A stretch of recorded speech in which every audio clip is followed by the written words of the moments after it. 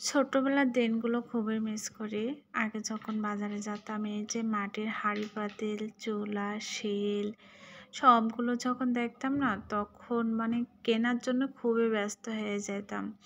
আর কেনার পরে বাসায় আনার পরে যে তাতে কি রান্না করলে সবচেয়ে ভালো লাগে আমার সব বান্ধবীদের মিলেই খেলা করতাম। খুব মিস করি। আসসালামু আলাইকুম, সবাই কেমন আছেন? আলহামদুলিল্লাহ আমিও ভালো আছি।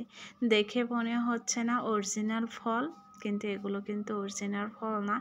এত সুন্দর করে কমলা লেবু, আপেল মানে হরেক রকমের কলা, পটল সব রকমের ফল পাওয়া যাচ্ছে। সবগুলো কিন্তু মাটির তৈরি, বিভিন্ন রকমের। তবে আগে আমরা ছোটবেলায় এরকম ফল দেখতাম না, শুধু থালাবাটিই দেখতাম আর কি। মাটির যে থালাবাটিগুলো আছে এগুলো। তো এখানে আবার মরিচ থেকে শুরু করে সব রকমের ফল পাওয়া যাচ্ছে। একটা একটা মরিচ, একটা একটা ফল, গাজর গাজর কিংবা ঝাল এগুলোর দাম হলো ৫ টাকা করে। যাই নেবেন না কেন ৫ টাকা। দেখে খুবই ভালো লাগলো, কিন্তু কিছু কিছু জিনিসের একটু দাম বেশি। তো আমি প্রথম মেলা থেকে শুরু করে লাস্ট অবধি দেখি এবং ঘুরি অনেক রকমের জিনিস। আনকমন কিছু জিনিসও আছে এখানে।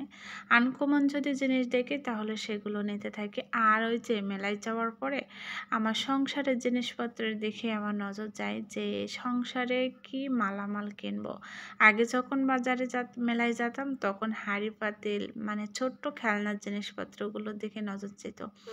তারপরে দেখেন বড় একটা মাইক দেখলাম ওনার কাছে, যে দামটা কত। উনি বলল ১০০ টাকা। তো ১০০ টাকাটা ওটা নিয়ে আমি, এর সাউন্ড অনেক বেশি, তারপরে আমার নেওয়া হলো না, আমি ওটা রেখে দিয়েছিলাম। আর মেলায় এমন কোনো মানুষ নাই যে মেলাতে যায় না। তারপরেও দেখেন তালও পাওয়া যাচ্ছে। ওয়াও! তালের যে ঘট মাটির সেটাও পাওয়া যাচ্ছে। আর দেখেন সবগুলো যখন দেখা হয়েছে তখন কি সুন্দর লাগতেছে না বলেন? আর এই চুলাগুলা দেখে যে আমার এত ভালো লাগছিল, সেই সময় ছোট্টবেলায় আমরা চুলা নিয়েই খেলা করছি। কিন্তু আসলে এখন তো আর খেলা যাবে না। এইজন্য আমি নেই চুলাটা রেখে দিয়েছি। এখানে অনেক সুন্দর সুন্দর কসমেটিকের জিনিসও পাওয়া যায়। মানে আপনি কি নেবেন?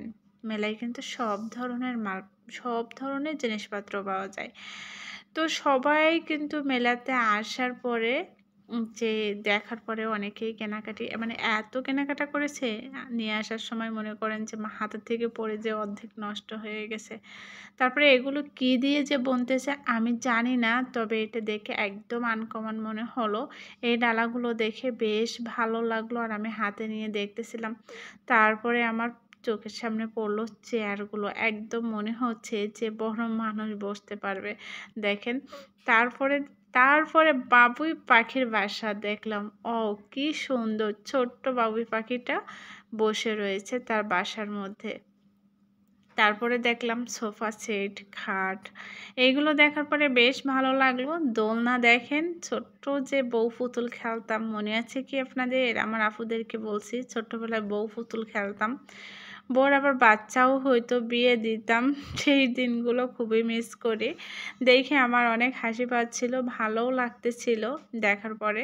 তো হরেক রকম